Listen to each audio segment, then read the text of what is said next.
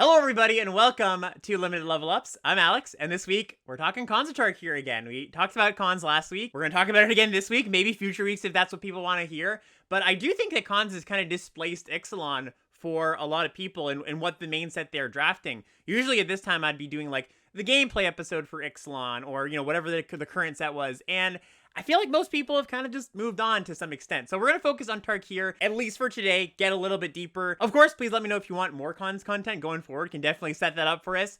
But today, we're going to go a little bit deeper on the format. Last week, we just gave the overview, basically, kind of what I would do for a new set, just talking about what's going on in the set, if you're brand new to the set, kind of with the mechanics and how they interact. But we're going to get a bit deeper on the strategy. I think now that people have some context for the format, have gotten a few drafts in, I feel comfortable talking about some of the more nitty-gritty stuff. I have a few subtopics that we're going to get into today that I think is going to really help frame the format for a lot of people. But the main topic I want to talk about today are the commons in this set. The commons of Tarkir, if you will. Because this is a set from 2014. The design philosophy for commons was a bit different back in the day, and I think it's been kind of a shock for a lot of people that are drafting this set for the first time. They get to their fourth pack, and they're like, wow, there's just no commons here that look very appealing to me, and that's kind of how it was back in the day. These days, I feel like every color gets, maybe 4, 5, 6 commons that are just generically good. You're very happy to see them. You're very happy to put them in your deck. But back in the day, it was more like, I think 2 or 3 good commons per color, and then the rest of the commons were either complete junk, just totally trash, you never want to put them in your deck, and there's a fair number of those cards in this set. But the middle ground, there used to be just a lot of cards in the middle ground that didn't go in every deck, maybe only went in one deck in the format. You can kind of think of these as secret gold cards, and finding uses for these secret gold cards, or these cards that nobody else really wanted, was part of the puzzle back in the day when you didn't have 5 or 6 good commons in each color. It used to be like, okay, how can I use this last pick common to good effect in a way that nobody else is using it? Or maybe I discovered a deck that uses this specific common that nobody else at the table wants, and that's knowledge that I have that I can use. So that's my goal for today. I want to kind of separate the true junk from the just situational stuff that you just need to put in the right deck. And that's going to unlock a lot of playables for you, right? Like, one of the things about this set compared to a more recent set is sometimes you miss on playables. Sometimes you have to play a morph you can't flip up as your 20-second playable. And so I think this is actually going to be a very powerful tool for a lot of people, that they kind of unlock playables out of their packs, that people that don't have this information, that don't know that, yeah, sometimes Kintree Warden, right, it's kind of a crappy morph, is actually going to be good in some decks. And just 1 or 2 more thoughts before we jump in, just to give you a bit of an idea of what we're in for today. I did mention some sort of subtopics that we're going to touch on. I'm going to start with an archetype layout of all the archetypes in the set, all the clans, exactly what they want. Because last week I kind of just talked about, here's the clans, here's the colors, here's what the mechanics are. Didn't really go in depth on what each deck wants, because I've had a lot of people come to me this week and just be like, well, if I'm not drafting black-white warriors, I'm a little bit lost at exactly what a Jeskai deck wants and what a Teamer deck wants, what a Sultai deck might want. So I want to lay out those decks first so that when we get to the commons that are kind of those middle ground commons that go in specific decks, you have the context of understanding what those decks look like, so you can understand why those cards might be good in those decks. And then lastly, just to finish off our episode, I do want to talk about Sealed ever so quickly. There is an arena open this weekend. I have a few thoughts there, so we will end on some Sealed today. And lastly, before we jump in, if you want to support the show, the podcast feed, the YouTube channel, any of my content, you can go check out patreon.com/limitedlevelups. That's the #1 place you can go if you like what we're doing here. And of course, we want to give back to you. There's a bunch of reward tiers, all focused on getting you better at limited magic in some way. So if you're interested in either getting a little bit of a level up, go check that out. Or if you just like the show, you want to keep going, you like what we're doing here, patreon.com/limitedlevelups. All right, let's jump in. So just like any State of the Format address episode I would do for a standard legal draft set, we're going to start here to give you a big overview of the format, a broad look at it. We're not going to go as deep on like and all the mechanics and all that stuff. We did all that last week, so go check that out if you want that kind of stuff and haven't listened to that yet. But we're going to kind of look at it from a metagame perspective. What I think the best decks are, the tier 1 decks, the tier 2 decks, the tier 3 decks, the things you want to lean towards, the stuff you want to lean away from. And something that I want to note as we get into this is I've been using 17 lands a bit less than I normally would for most sets. And the reason for that is twofold. Number 1, I've played this set a bunch, so I've just been naturally relying on the stats a little bit more, relying a little bit more on my own intuition, kind of the knowledge I already have. Although definitely been interested in seeing how the stats have played out and see if there's any surprises. And there actually hasn't been that many, to be honest. But the other thing to note, and another reason why I'm not leaning into the data as much,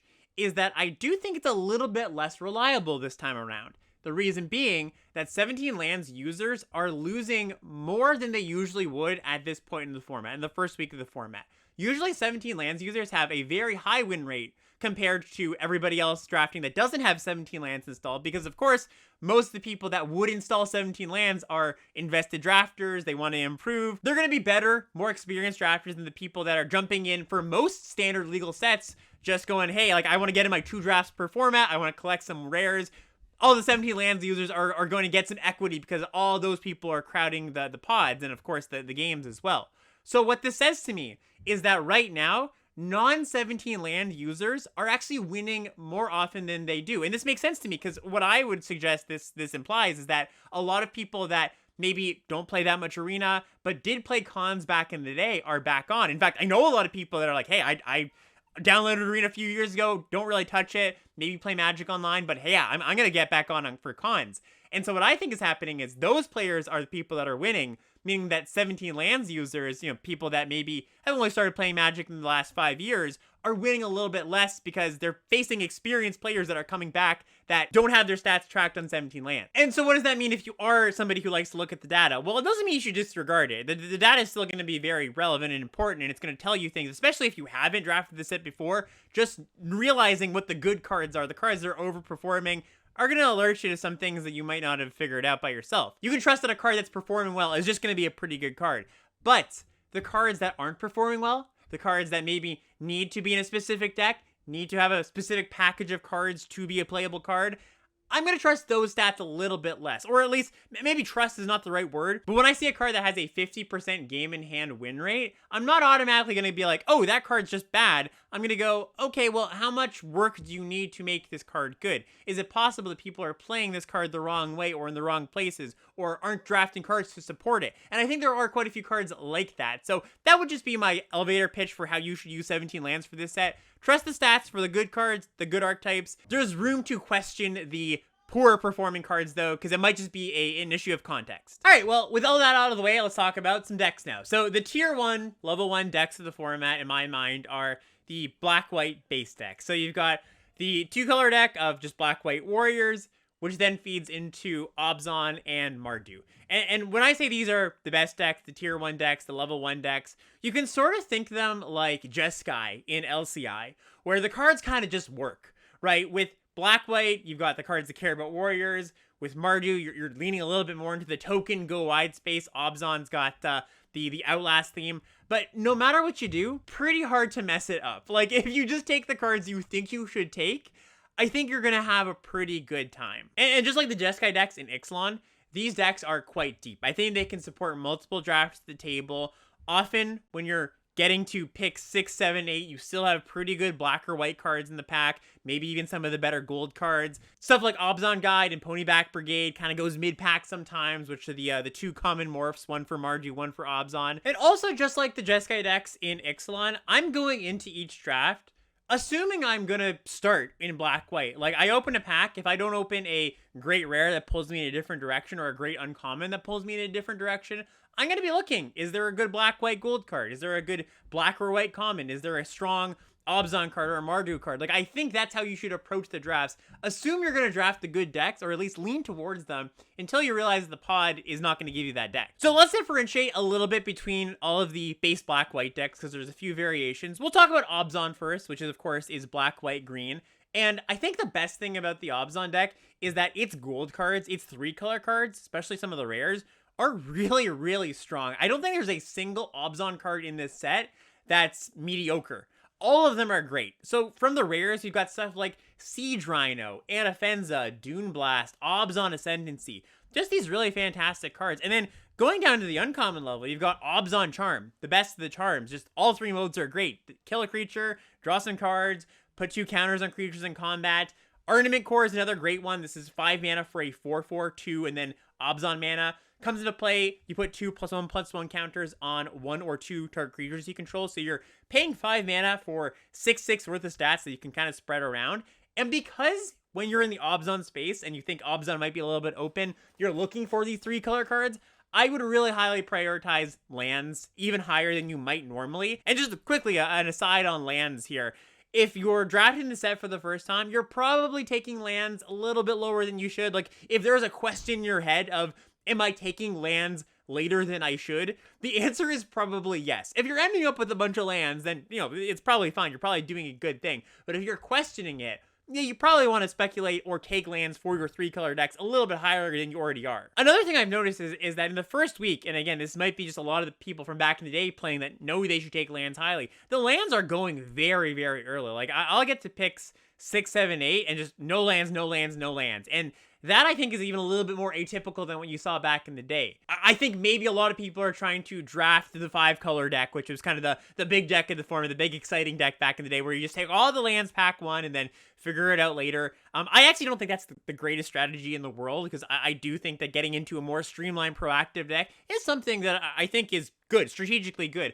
I don't think just take a bunch of fixing, hope for the best is really a great idea. But if there are a lot of people at the table doing that, then you're going to have to say to yourself, well, I probably can't play as many colors as I would like to. So one of the things that I've been doing as I've drafted this set a little bit more this time around is really taking a good look, a good intake of how many lands you're seeing in pack 1. Because the number of lands you see in pack 1 really dictates what you can do with your mana. If you're not seeing any lands at all, you should just try to stick closer to 2 colors. Maybe you splash a good rare here or there, but if my table just isn't giving me lands and I'm just seeing pack after pack with no lands, I'm going to try to be one of the more aggressive decks, a blue-red tempo deck, a black-white warrior deck with no splash, something like that. So that's just kind of an idea to sit with as we go forward. It's good to pick up lands, and I think it's really important. I'm going to really emphasize that. I'm sure a lot of other content creators you listen to are as well, but if you're not seeing them, don't be like, well, what am I supposed to do? I can't play 3 colors. Just try to be closer to 2 colors. Be a bit more of a proactive deck. Black, white, white, red, blue, red, something like that. It also means that if you realize you're at one of those tables that people are just taking a bunch of lands early, and you open your pack 2 and you're just like, okay, there's a cool 3-color rare, but a good 2-color card in my deck. Like a good example might be you're drafting black, white warriors pack 1. You open up Chief of the Scale, which is the white-black 3/2 that pumps your warriors, and you open up a good Obzon rare. Well, if I just have seen no fixing at all, I'm just going to take the 2-drop, right? But if I've seen some fixing, I might take that Obzon Ascendancy instead. Anyways, just quick aside on mana, back to talking about Obzon. So, like I mentioned, it's very much a card quality deck. It's the deck that's the hardest to just draft wrong if these colors are open. There's nothing too fancy. Of course, you can do the whole Outlast synergy thing where all of your Outlast creatures pump all your other Outlast creatures. That's going to be the stuff that's going to be filling your deck. And once again, those cards are generally pretty good. There's one or two that aren't very good. I would call out the Longshot Squad, the 4-mana, 3 and a green, 3/3 that outlasts for 1 and a green and gives your creatures reach. That's one of the weaker ones. I would shy away from that, but all the other ones are pretty good. And then we look at the Mardu Warriors side of things, which I think is also a very good deck. This is really leaning into the go wide theme, right? Going wide in a way that actually we don't really see these days. They've really kind of cut back on efficient token making. I think it's, it's kind of annoying when your opponent just goes token maker, token maker, token maker, pump spell. What am I supposed to do, right? And that play pattern happens a lot in this set. Something like Ponyback Brigade, which is the common Mardu morph, which is the 2/2 that when it's flipped up or enters the battlefield, you make 3 goblin tokens. That's so many bodies. So when you cast a card like Trumpet Blast, Rush of Battle, Raider Spoils, which is the 4-mana black enchantment that pumps your creatures by 1, and whenever a warrior deals combat damage, you can pay a life, draw a card. That combo with Ponyback Brigade, Mardu Horde Chief, which is the 3-mana 2/3 that if you've raided, you get a 1/1 token. A lot of token makers in the set. You can very much just have your plan be, I'm just kind of sitting back. Like, it's not even your typical aggro deck where, like, I gotta get in damage early and then I need to finish them with this pump spell, this Rush of Battle. It's kind of a little more just like, all right, I'm going to play some stuff, I'm going to make some tokens, and eventually I'm just going to pump the team and overwhelm you, right? I do think it's good to get an aggro start when you can. If you've got good 2-drops, that's, the more the merrier for sure. But one of the strengths of this deck is, unlike most aggro decks where you stabilize against them, and it's just like, all right, I can kind of win from here. I have to be a little bit careful about maybe if they play a flyer or something. I don't want to get pecked to death, but I'm pretty stable once I'm stable. With this Mardu deck, any deck that's going wide, you're 1 Trumpet Blast away from just losing, right? So if you are drafting this deck, it's very much just an A+B kind of thing. You're just looking for as many token makers as you can get. And of course, you don't want to load your deck with Rush of Battle and Trumpet Blast, these things that pump the team. But I would say you probably want 2 or 3, especially if it is Raider Spoils, which is that black enchantment. I think that's one of the better ones. Rush of Battle is the second best one. Trumpet Blast, yeah, not as good. Definitely a little bit worse. The lifelink you get on Rush of Battle is really a huge deal. But if I had like, 6, 7 token makers, I'd be pretty happy with like a Raider Spoils and maybe 2 Rushes at that point. All right, moving on to tier 2 here. We've got 2 of the clans, and they're Jeskai and Temur. And just to get into why I'm calling these the tier 2 decks, I think these are pretty strong decks if you build them right. Unlike the black-white decks, I do think they need a little more know-how, a little more knowledge of the specific cards you want to be effective.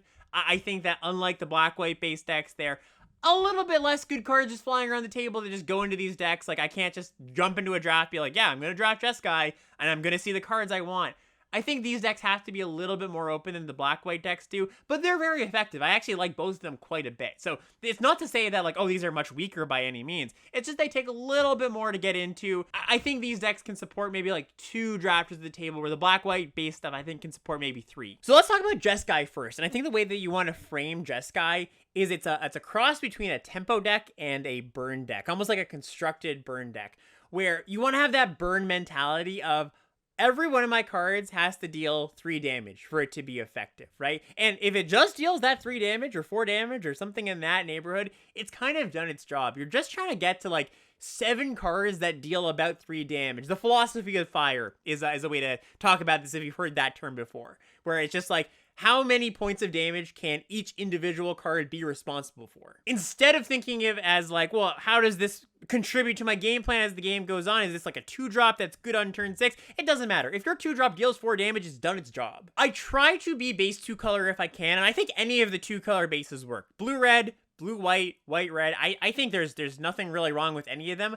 I think it's best to be base blue because blue has some of the good tempo spells. Like, if I had to choose 2, I would say blue-red is the best color combination for, like, the base of these decks.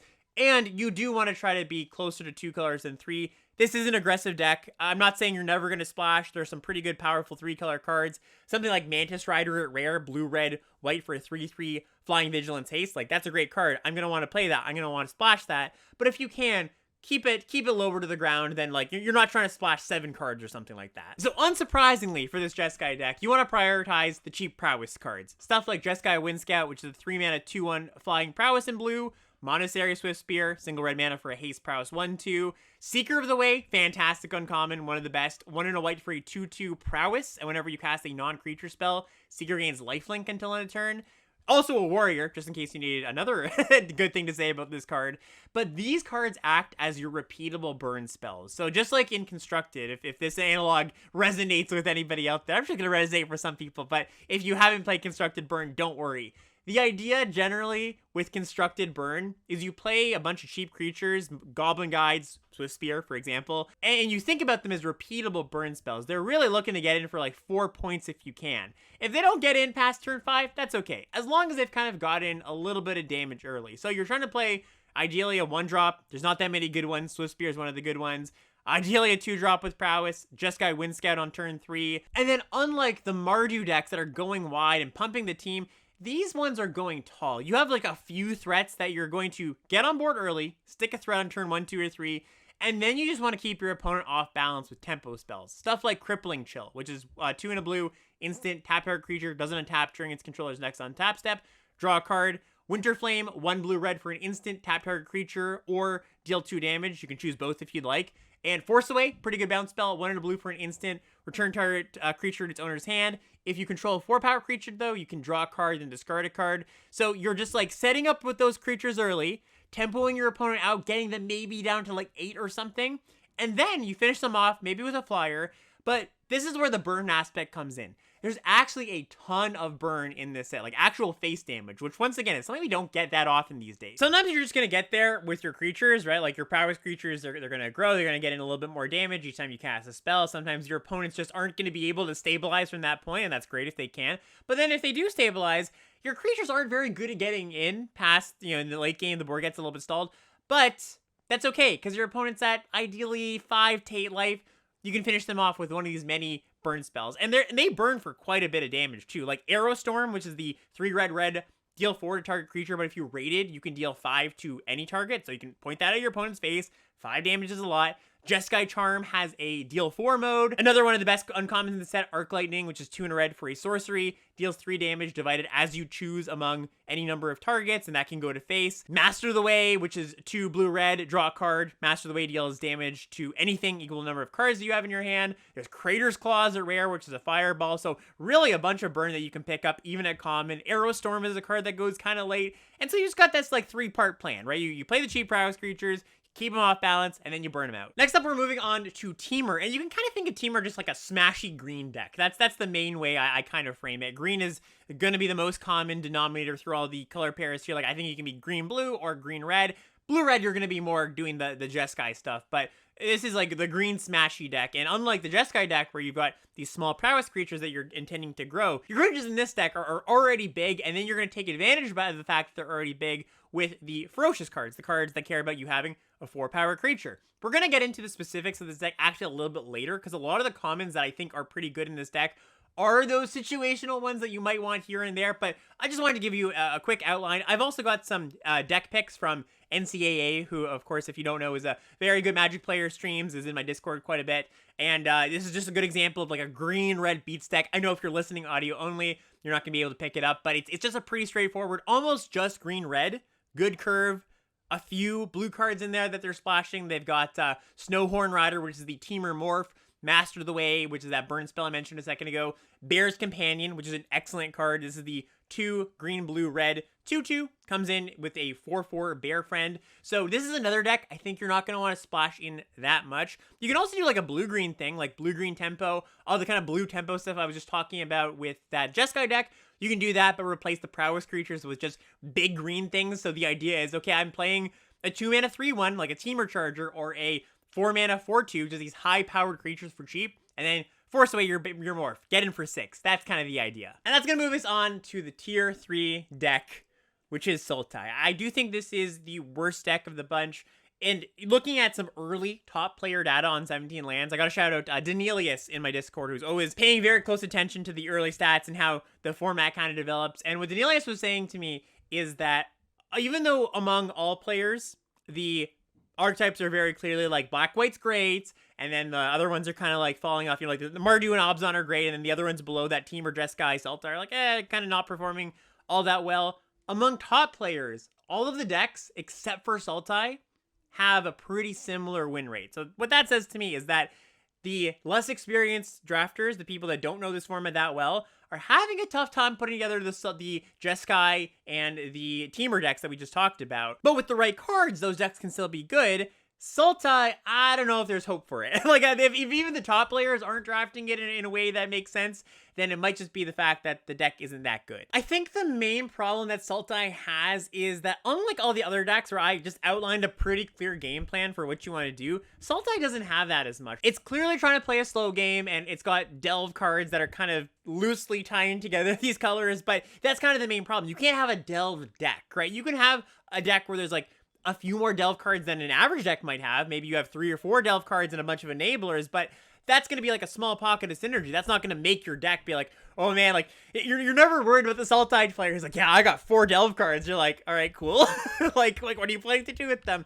And so if you are a Sultai, I think you need some sort of plan. I think you need to almost engineer something that your deck is doing rather than just like generic cards and delving sometimes. And one of the more common things that you can be doing with that is secret plans, which is blue-green for an enchantment at uncommon. Face down creatures you control get +0/+1. Whenever a permanent you control is turned face up, you draw a card. We're going to go a little bit deeper on this card in a few minutes, but just wanted to note actually that this card is not performing very well on 17 lands, and a lot of people had this as like a top uncommon back in the day.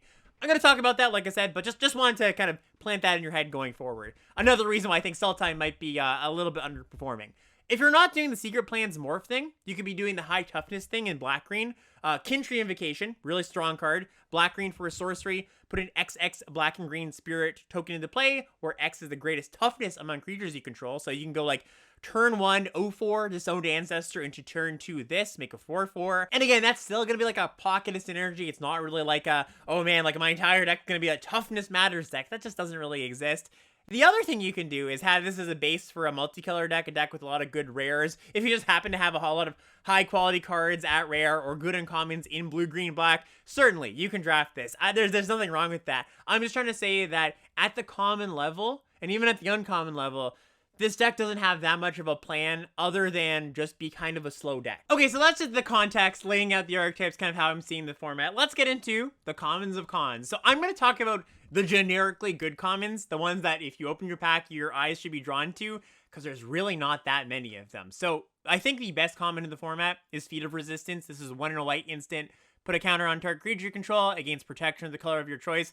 Really is a phenomenal card. Excellent against all the clunky removal. Excellent against somebody who flips up their morph and then tries to eat your creature, and then you go, nope, you paid 5 mana, I paid 2. I eat your creature that you just flipped up instead. Just a really flexible, really cheap card. Mardu Horde Chief, 2 and a white for a 2/3 raid. You make a 1/1, debilitating injury, 2 mana, -2/-2 aura. I think the cycle of common morphs, like all of the 3-color morphs, Obzon Guide, the free Weapon Master, Abomination, a good duel, Ponyback Brigade, and Snowhorn Rider. These are all pretty good cards. Like, they all do what the deck wants to do, right? Even the Abomination of Gadul, like, that's actually just a pretty good card. The 3/4 flyer, that whenever it deals damage, you can draw a card, discard a card. Obzon Guide's great. Weapon Master is really good if you think of it in the context of just like, well, if this can deal 4 and maybe it helps one of my other creatures deal 3, again, that kind of burn mentality. Obviously, Ponyback Brigade is really good in the Go Wide deck. Snowhorn Rider is good for the ferocious stuff. So I see all these cards as generically good, and I would speculate on them pretty early in the pack. Like, I'm not talking first pick very often, but, you know, third, fourth pick, if you start with a black-white start, I'm pretty happy to take a Ponyback Brigade if there's nothing really more flexible in the pack, like a good monocolor card. And then, of course, the 10 tapped gain dual lands. Those are pretty good commons. I'm also going to, once again, remind you that the enemy-colored ones, the black-white, blue-red, black-green, white-red, blue-green, are better than the allied ones because Scoured Barrens, the black-white one, can go in 2 of the clans, Mardu and Obzon, whereas Blossoming Sands, the green-white one, that only goes in 1 of them. That only goes in Obzon. And that's kind of it. Those are the generically good commons. There might be a card or two here or there that I haven't called out, but I wanted to fact-check myself, and I checked out 17 lands, the top common list, and it's almost exactly identical to the cards I pulled up here. I think it's pretty easy to just call out, like, hey, these commons are a step above the rest, and the other ones, like we mentioned at the top of the show, they need a little bit of work to find homes that they're good in. So yeah, let's talk about those cards. We're going to move into the section of this episode where we call out some cards that aren't just generically good, but with a little bit of work can be pretty good, and kind of contextualize where these not so great looking cards might belong. So the first one we're going to start with is Disowned Ancestor. This is a single back mana for a common. It's a spirit warrior. So already, you know, a little bit of a bump because it's a warrior. 0/4, Outlast, 1 in a black. It doesn't give any abilities. This is just like a vanilla Outlast creature. It doesn't give, you know, any of the abilities that some of the other ones give. And on face value, you're playing a 1 mana 0/4, which you might think, you know, that your brain goes to Kintree Invocation, the card I called out a second ago, the black-white token maker, this into that card. You make a 4/4 in turn 2. It's pretty good. But the other place I do like this card is in a black-white warriors deck. I think it's totally fine there, because in black-white, you are going to pick up some of the Outlast Lords in general, the things that give first strike, flying, so you can send this to the sky if you have an Obzon Falconer in the late game. But the other thing that this card does is that it gives you turn 2 raid for cards like Mardu Skull Hunter. 1 in a black for a 2/1, ETB's tapped. If you attack this turn, your opponent discards the card. There just aren't that many good 1-drops in a deck that wants 1-drops, not just because it's an aggro deck, but because it has raid cards that it wants to cast on turn 2 sometimes. So Disowned Ancestor, Ruthless Ripper, which is the black 1/1 Death Touch. It can morph, and you can turn it face up by revealing a black card from your hand, and you deal your opponent 2 damage. That's another good playable 1-drop. Mardu Hateblade, the single white mana warrior that you can pay black to give a Death Touch. That's another one. But past that, you're not getting a lot. And Hateblade and Ruthless Ripper are both pretty high picks, in my opinion. Ancestor's the card you're going to get a little bit later. So don't just see this as a high toughness card. I do think that it's pretty good in the Mardu decks. Now, I'm going to give a caveat here because, of course, this is a card that's not just generically good, but I'm naming, you know, the Mardu decks, that's one thing, and then the high toughness decks, so that's another. Well, where else are you going to play a black card, right? You do need a certain density of these things to make me want to play Disowned Ancestor in my warrior deck. Like, I'm not just going to play it if I don't have a bunch of Skull Hunters. If I don't care about turn 2 raid, I'm much less likely to play it. If I don't have cards that care about +1/+1 counters, or I have the Obzon Falconers, things that can pump this own Ancestor, I'm not going to care about it that much. But given, 2 Skull Hunters and maybe 2 or 3 Obzon Outlast Lords, yeah, I'm going to be pretty happy to take this card. Next up, we've got another card that I don't hate in my black-white warrior decks, Sage Eye Harrier. This is 4 and a white for a 1/5 flyer, morph 3 and a white, but it's a warrior, which is very important, of course. And I'm not trying to say this card is like, oh, it's a hidden gem for the warrior deck. I'm just trying to say, hey, if you need a 21st card, this is a totally playable one for your warrior decks. Because a 1/5 flyer, not very good. Not very good at all. But once you give a flyer a second point of power, it becomes pretty effective. Like a 2/2/2/2/2 is a much faster clock than 1/1/1/1/1. I mean, that kind of sounds obvious, of course.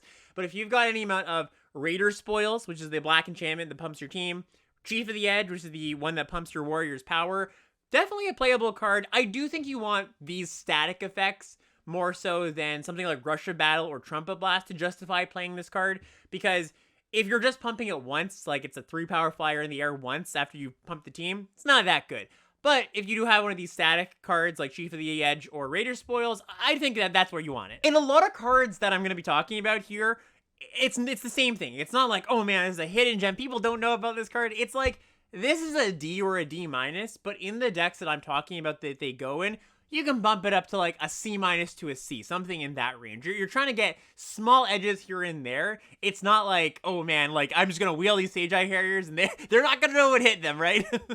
Next up, we've got a card that I called out as a trap card last week, Singing Bell Strike. 1 and a blue for an aura. Your classic claustrophobia comes in, taps the creature, it doesn't untap, but it's also got the not so nice ability of the enchanted creature has 6 to untap this creature. And in most decks, like a blue, slower deck, a Sultai deck, you definitely don't want this. But if you're pairing it with Jeskai Wind Scouts and the Jeskai decks, you have this Prowess Tempo plan, it's an okay interaction spell, and one that you do get quite late because no other deck really wants it. The big thing that's bad about this card, of course, is that once they get to 6 mana, they get their creature back, and it's even worse than getting their creature back sometimes, because you give them a mana sink to give their creature vigilance, right?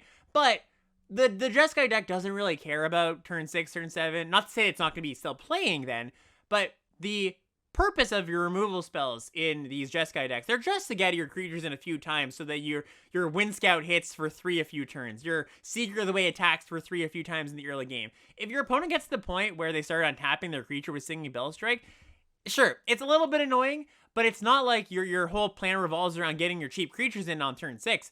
You want to get your cheap creatures in early, but then past that, you're just going to be burning them out, and the Singing Bell Strike's not going to be that annoying. So this is like a D or D-, but does bump up to like a C- or C-level interaction spell if you've got a good Jeskai Prowess deck. And when I say Jeskai, I'm really talking about more of a 2-color deck, something pretty streamlined where you can pretty reasonably see your opponent dying by turn 6 or 7. As we're talking about Jeskai cards, another one I want to call out here is Mystic of the Hidden Way. This is one that I've got some questions about. This is 5 and a blue for a 3/2. It can't be blocked, but it has morph, and the morph cost is 2 and a blue. Just like the other cards we talked about in Jeskai, you want to frame this as, okay, how much damage can this thing do? If it gets in 3 or 6 points, it's done its job. It's a little bit clunky, right? You never want to cast this for 5 mana, and then like 3 to morph, 3 to flip up, for a smallish creature that you can't really block with is, it's a little bit under what you would want, but it's a perfectly playable card. I think only in Jeskai or like a blue-green tempo deck or something, like you want to be attacking your opponent. Again, this is another one you probably don't want to be playing in your slower Sultai deck. And then just one last call out here for the Jeskai cards. Defiant Strike, single white mana for an instant. Target creature gets +1/+0 until end of turn, draw a card. Not a phenomenal card, but this is similar to what we've been talking about, where it's like, yeah, this is going to be an upgrade on your 20th or 21st playable if you've got a bunch of Jeskai Wind Scouts, Seeker of the Way. This is one of the few cheap cantrips in this set. There's actually just not that many. So if you just think of this as like single white mana, give a prowess creature +2/+1, draw a card, it's not a bad card. So when we talked about Teamer, I said I had some more words on the deck when we got to the specific commons, and here we are. So there is a card called Barrage of Boulders. This is a common sorcery, 2 and a red. Barrage of Boulders deals 1 damage to each creature you don't control.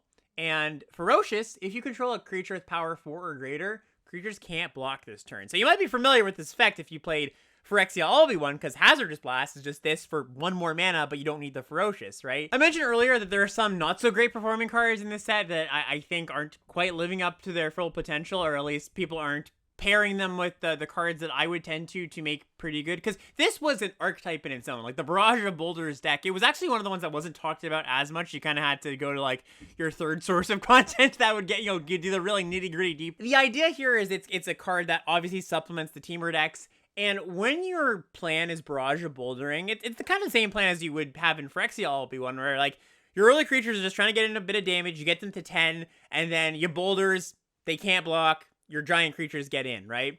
And when you have Barrage of Boulders, there's certain cards that go up in value, so certain commons that you're not going to want very much generally, but play pretty well with the Barrage of Boulders plans. One of them is Whirlwind Adept. This is 5 mana, 4 and a blue for a 4/2 hexproof prowess creature.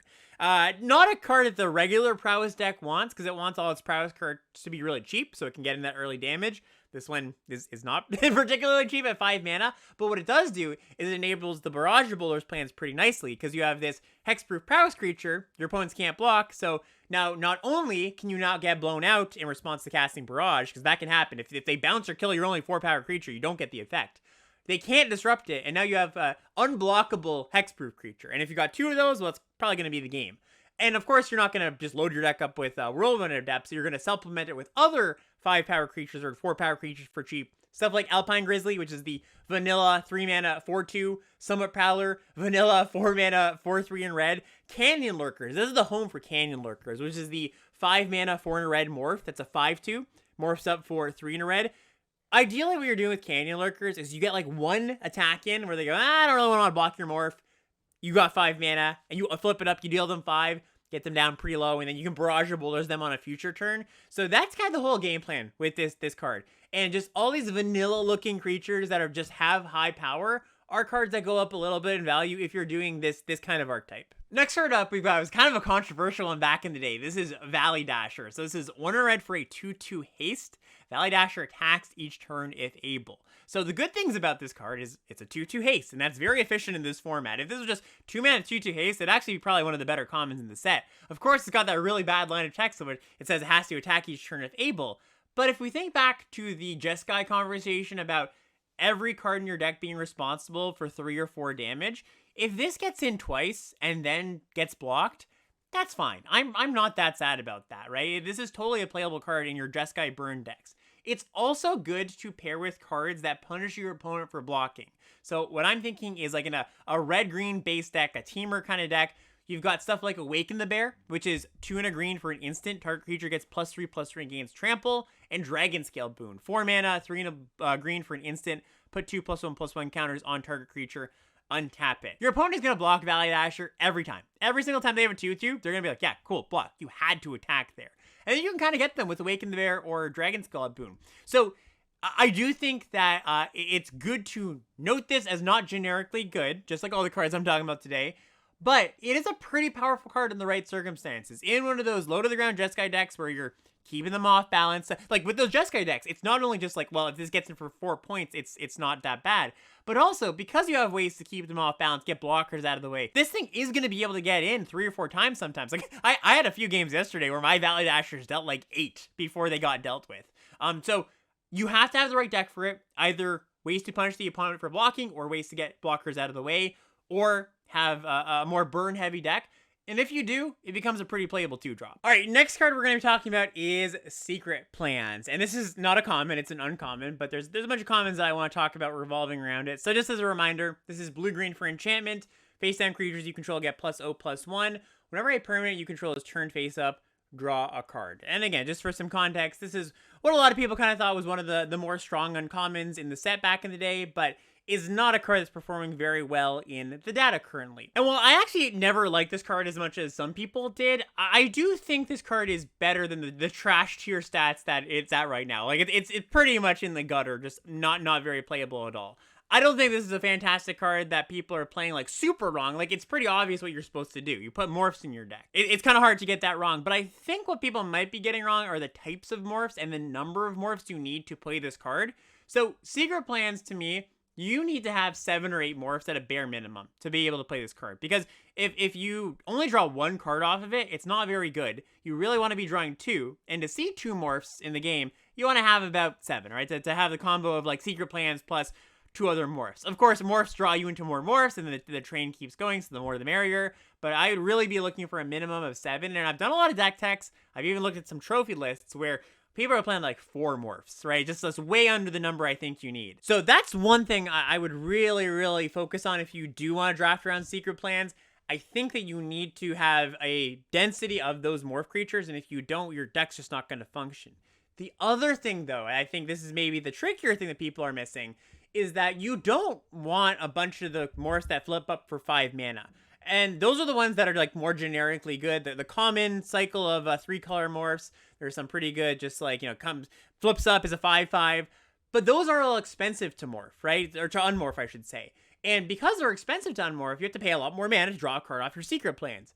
I think what you want is a combo of those big impactful morphs, but also some cheap defensive ones. Because not only will the cheap defensive ones help you get to the late game, but they flip up for 1 or 2 mana. And the ones I want to call out here are Kintree Warden, which is a single green mana for a 1/1 human warrior, and it has 2 to regenerate it, and morph for a single green mana. Just 1 green mana to flip it up, draw a card with your secret plans. Monastery Flock, another one, 2 and a blue for an 0/5 defender flying, morph, single blue mana. Sidisi's Pet, not quite as cheap. This is 4 mana, 3 and a black for a 1/4 lifelink. The morph cost is 1 and a black. So I think ideally what you have is like 8 or 9 morphs. A little more than 50% of them are the big impactful ones that are actually going to help you close up the game. And then a little bit under 50% of them are these cheap ones, the ones that will flip up for cheap, will come down early. You can flip up a Monastery Flock early or just play it on 3 as defense. If Secret Plans is at all good, that's the secret sauce. You gotta have those morphs that flip up for cheap, so you're actually churning through your deck at a reasonable rate. Last card we're gonna talk about is Scout the Border. So this is